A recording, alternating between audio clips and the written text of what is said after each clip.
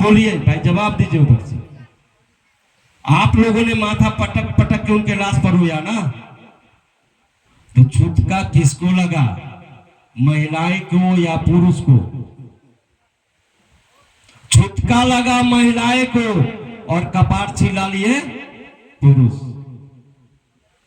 छुटका घर में ही रह गया, और जब छुटका घर में रह गया तो आप लाख पर्व त्योहार कर लीजिए, आपका पर्व त्योहार शुभ नहीं होने वाला। जब छुटका आपके घर में है तो आप कितना भी पूजा पाठ कीजिए, कितना भी त्योहार कर लीजिए, बड़ा से बड़ा पंडा को बुला के हवन करा लीजिए, जप करा लीजिए, आपका भला नहीं होने वाला। आपका भला तो बाबा साहब करने, जो आपको 22 प्रतिज्ञा में 8वां नंबर प्रतिज्ञा दिया, जब मैं अपने दरवाजे पर कोई भी पूजा पाठ ब्राह्मणों के द्वारा, कोई भी श्राद्ध का कार्यक्रम ब्राह्मणों द्वारा प्रतिपादित नहीं कराएंगे, वो ब्राह्मणों द्वारा कार्यक्रम नहीं कराएंगे, तभी आपका सम्मान बढ़ेगा। कबीर साहब ने कहा, ये अंधविश्वास पाखंड के बारे में कबीर साहब ने कहा, मोको कहा ढूंढे बंदे मैं तो तेरे पास में, मोको कहा ढूंढे बंदे मैं तो तेरे पास में, ना मैं मंदिर ना मैं मस्जिद, ना काबा ना कैलाश में, और ना ही कोनो क्रियाक्रम में, इसमें भी नहीं, ना ही कोनो क्रियाक्रम में, ना ही जोग बैराग में। लोग को भूत प्रेत पकड़ता है तो कुछ जोग ढोंग करता है, उसमें भी कुछ नहीं है। जोग बैराग में भी आपको कुछ नहीं मिलेगा, ना ही जोग बैराग में। खोजी हो तो तुरंत ही मिलो। साहेब कबीर के अनुयायी हमारे बगल में बैठे हैं। खोजी हो तो तुरंत ही मिलो, पल भर की तलाश में। सुनो भाई संतो, माने संतों का मतलब आप तमाम लोग, सिर्फ वो नहीं जो माला पहन लिए कपड़ा बदल लिए, वो नहीं, मन न रंगाया रंगाए जोगी कपड़ा, दरिया बढ़ाए जोगी बन गए बकरा, वैसा साधु नहीं। संतों का मतलब आप तमाम लोग। सुनो भाई संतो, हर सांसों की सांस में। कबीर साहब कहते हैं जब मुझको तुम कहां ढूंढ रहे हो, मुझको मतलब जिस आत्मा परमात्मा की आप बात करते हो उसको तुम कहां ढूंढ रहे हो? मैं तो तेरे पास में। मैं कोई ना मंदिर में हूं, ना मस्जिद में, ना काबा में, ना कैलाश में, ना ही कोनो क्रियाक्रम में, ना ही जोग बैराग में, मैं तो तुम्हारे पास में। उसके बाद रैदास जी ने भी कहा, जिसके आप लोग वंशज हैं, जिसके आप लोग पूर्वज जो आपके रहे, उन्होंने भी कहा, भरम भक्ति सो जानी दोनों साथ सो पहचानी, भरम नाचन भरम गायन भरम जब तप दानी। उन्होंने कहा भक्ति, जो आप लोग अगरबत्ती मोमबत्ती तिलबत्ती और घंटा डोला के जो भक्ति करते हैं ना, उसके बारे में उन्होंने कहा ये भरम है, इसको तुम सही सही जान लो। भरम भक्ति सो जानी जो लो साथ सो पहचानी, जो सच है उसको तुम पहचानो। नाच गाना करने से, ढोल खजूरी बजाने से आपका कल्याण, आपका तप, आपका जप पूरा नहीं होने वाला। ये दान पुण्य करने से भी आपका कल्याण नहीं होने वाला।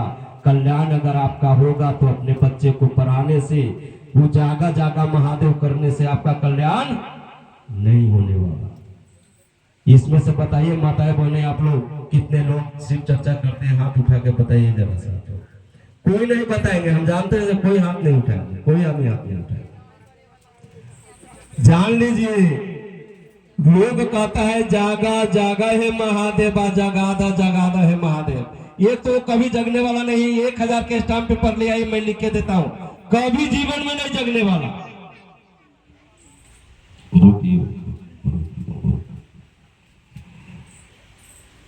शिव चर्चा में आपको शिव चर्चा करने से कहीं कोई आपका भला नहीं होने वाला। आपको जितना देर जागा जागा महादेव करते हैं, उतना देर अपने बच्चे को जगाइएगा, पढ़ने के लिए उसके निकट आप बैठ जाइएगा। जितना देर आप शिव चर्चा में समय देते हो, उतना अपना बच्चा के निकट बैठ के उसके साथ चर्चा कीजिएगा, तो आपका बच्चा पढ़ेगा। आपका बच्चा महात्मा बुद्ध बन सकता है, आपका बच्चा संत रैदास बन सकता है, आपका बच्चा बाबा साहब अम्बेडकर बन सकता है। लेकिन जागा जागा से कुछ नहीं बनने वाला। आप लोग कीजिए, जागा जागा महादेव करने से किसी भी तरह का आपका नहीं कल्याण होने वाला। आप ब्राह्मणीकरण का सुन, ब्राह्मण जो है मरने के बाद भी मृतक का हर जगह अपमान ही करता है, सम्मान वो कहीं नहीं करता। ब्राह्मणी व्यवस्था में जिंदगी में तो आपको सम्मान नहीं किया, मरने के बाद भी आपका सम्मान नहीं करेगा, मरने के बाद भी मृतक का भी अपमान करता है। शुरू से उठा के देख लीजिए। अब हम अपने भाई को, इनको जो है मैंने अच्छा सा कपड़ा पहना दे, अच्छा सा कपड़ा पहनाने के बाद फिर इनको 10, 20, 50 आदमी के सामने में इनका कपड़ा उतार दे, तो इनका सम्मान होगा कि अपमान होगा? अपमान हुआ ना। मृतक के साथ तो हम लोग भी यही करते हैं। उनको जो है हम लोग 12 हाथ 15 हाथ का कपड़ा देते हैं, कपड़ा देने के बाद उसमें से फाड़ लेते हैं, तो वहां हम लोग सम्मान कर रहे हैं कि अपमान कर रहे हैं? अपमान हुआ ना। मृतक को जो कपड़ा हमने दे दिया उसमें से फाड़ना किसी भी तरह से उचित नहीं है। अगर फाड़ते हैं तो मरने के बाद भी उनका अपमान है, यही ब्राह्मणीकरण है। हमने उस दिन आया, हम कह दिए उसमें से ये कपड़ा भी आप मत फाड़िएगा, नए कपड़े से आप अपना जो है काम कीजिएगा। हुआ भी यही। तो मरने के बाद ब्राह्मणीकरण में हमेशा अपमान ही अपमान होता है, उत्तरी के नाम पर, उत्तरण के नाम पर। उसके बाद एक बात बताइए आप लोग, मरने के बाद हम लोग मृतक का हर जगह अपमान ही कर रहे हैं। अपमान कर रहे हैं तो हम लोगों को अपमान नहीं करना चाहिए। चलिए, अब हम लोगों के बीच बहुत सारे विद्वान वक्ता लोग आ गए हैं, तो मैं अपनी बात को यहीं पर समाप्त करते हुए मैं चाहूंगा कि रंगीला जी आप आए, और हमें निकलना भी है। और हम लोगों के बीच उपस्थित है बिहार पेरियार दिलीप यादव जी, सुभाष भाई और बहुत सारे विद्वान वक्ता लोग आ चुके हैं, और मुझे निकलना है, तो मैं अपनी बात यहीं पर समाप्त करते हुए डॉक्टर रंगीलाल जी, आप जहाँ कहीं भी हैं आप कृपया